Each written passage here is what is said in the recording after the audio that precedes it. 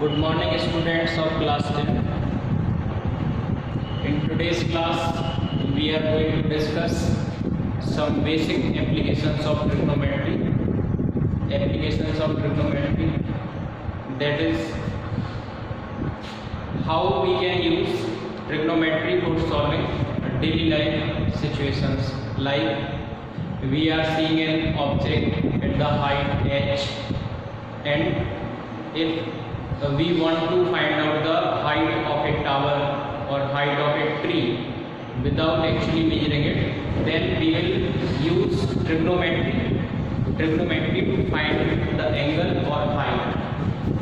So if we consider horizontal surface or x-axis, then if the person observer is seeing some object that is at h height, then angle between horizontal and this line of sight is called angle of elevation and denoted by theta. मतलब जब आप जहाँ खड़े हो उससे ऊपर किसी चीज को देखोगे, देन एंगल ऑफ एलिवेशन की फॉर्मेशन होगी. There will be angle of elevation.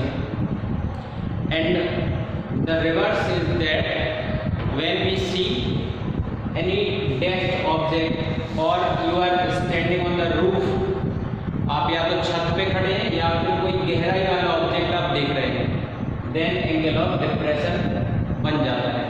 जैसे इसी छत पे अगर पहले से ऑब्जर्वर यहाँ पे बैठा हुआ है, observer is somewhere at h height and then he sees any object at point P. तो फिर से आपको एक लाइन ऐसे बना लेनी है, horizontal line, and this is line of site, this is line of site. Again, the angle between horizontal and line of sight is angle of depression.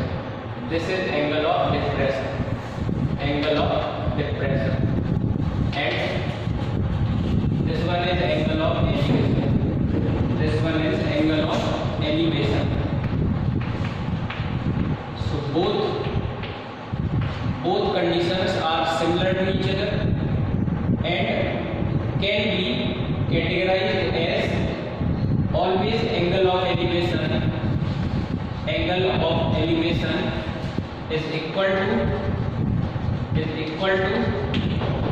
angle of depression. Angle of elevation is equal to angle of depression.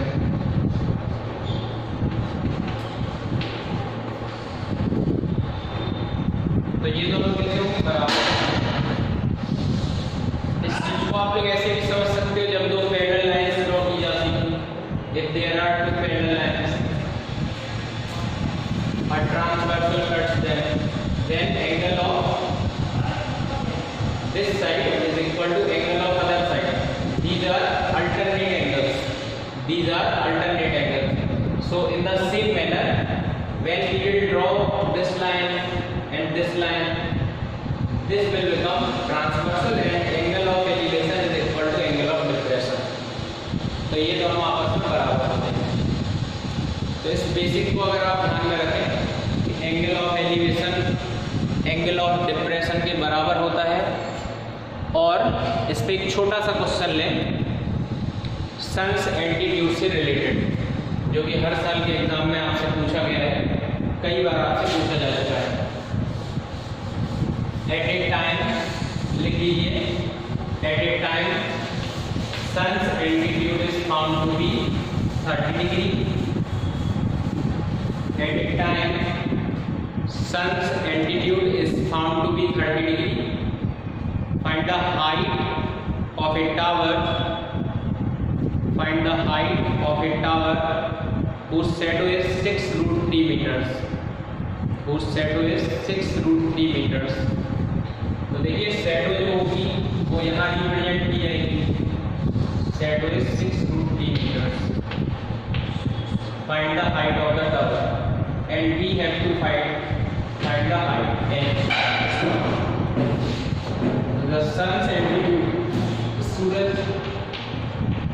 मान लो symbolic representation है, सन से altitude is 30 degree. तो यहाँ से जो observer 3 point से देख रहा होगा उसको sun at an angle of elevation 30 degree दिख रहा है, 30 डिग्री उसको दिख रहा है। ए बी मान लेते हैं टावर या पोल जिसकी शैडो 6√3 मीटर की बन रही है। तो अब आप आसानी से इसकी हाइट बता सकते हो, ठीक है। Let A B the tower और पोल, जो भी आप क्वेश्चन सॉल्व कर रहे हो उसके अकॉर्डिंग लेके लिख लेंगे। Let A B the pole और टावर जो आपको लिखना है, let A B the pole and P is the point of observation, and P is the point of observation, P point of observation.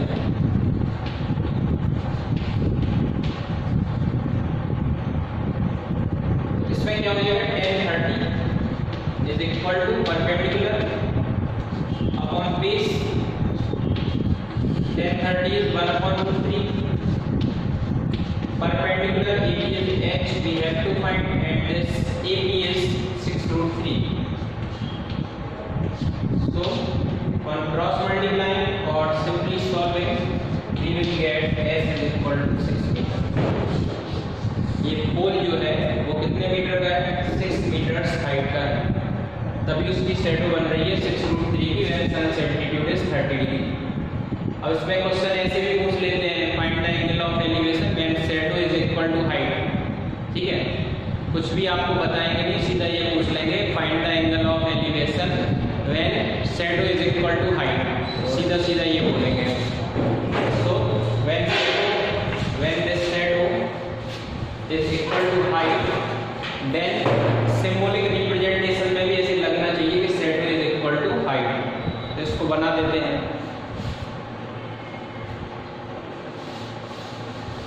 Diagram को change करके ऐसा बना देंगे। The shadow of tower will be equal to the height of the tower, this h is equal to x given, and we have to find this angle theta। Question में ये लिखा आएगा, find the sun's altitude when height of the tower is equal to shadow of the tower और shadow of tower equal to height of the tower. ये given है आपको, h is equal to x। तो कई students का answer आ गया होगा, जिनका नहीं आया है वो लोग सुन लें। Let A B the tower and A C B its shadow, then applying formula in triangle ABC, in triangle ABC, triangle ABC में tan theta is equal to perpendicular upon base h upon x, but h is equal to x, so we will get tan theta is equal to 1, that is tan 45, tan theta is equal to 1, that is tan 45, and theta will become 45 degree। तो जब सन का altitude होगा 45 degree, then आपको देखने के लिए मिलेगा कि जितना टावर है उतनी उसकी शैडो बन रही है, ठीक है। तो ये आप लोग ध्यान रख सकते हो डायरेक्टली। और सबसे छोटी शैडो तब बनेगी जबकि सन एट 90 डिग्री हो, ऊपर हो, बिल्कुल जस्ट ऊपर हो, जिस पोल की बात हो रही है या जिस पिलर की बात हो रही है, then the shadow will be minimum. Students continuing the same concept, so students continuing the same concept, we can solve many questions। You can start with your NCERT books and you will get some questions of the same kind, and we with the basics। आपको पता है कि angle of elevation क्या होता है, आपको पता है कि एंगल ऑफ डिप्रेशन क्या होता है, तो आप ये डायग्राम बना सकते हो। अगर आप ये डायग्राम सही बना सकते हो तो विश्वास मानिए आपका आंसर भी सही आ जाएगा, क्योंकि ये डायग्राम बनाने के बाद उसका क्वेश्चन में कुछ बचता नहीं है। अगर हमें हाइपोटेनियस गिवन होगा तो हम लोग ऐसा फॉर्मूला लगाएंगे साइन का या कॉस का, देख के ये परपेंडिकुलर गिवन है, देन परपेंडिकुलर अपॉन हाइपोटेनियस साइन का होता, साइन का लगाएंगे। बेस गिवन है तो बेस अपॉन हाइपो कॉस का होता, देन स्टूडेंट्स आप लोग प्रैक्टिस शुरू करिए NCERT बुक से। नेक्स्ट लेक्चर में, नेक्स्ट वीडियो में आपको इसी के और कुछ मास्टर क्वेश्चंस या जो डाउट में आप लोग पूछेंगे वो रिकॉर्ड करके भेज दिए जाएंगे। Thank you very much for watching this video.